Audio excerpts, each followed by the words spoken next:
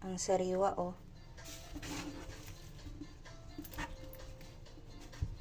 Sariwang sariwa.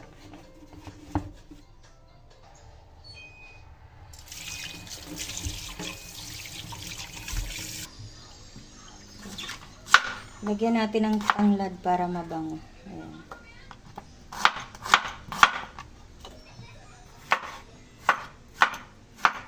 Habang nagpapakulo naman ako ng tubig, mag-aano muna ako ng malunggay pang sahog ko doon.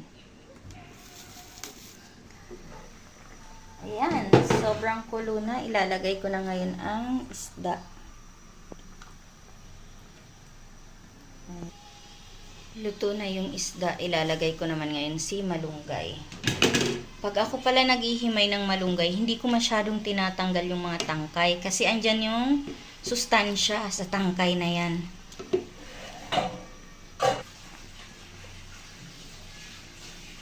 Paborito kasi ng anak ko talaga sabaw eh. Hindi yan makakain ng walang sabaw. Ngayon naman, ipiprito ko naman itong mga buntot ng isda. Kasi sinabawan ko yung mga ulo. Para lang may sabaw si Marcos. Ayan na. Kain na tayo. Kain na, Marcos.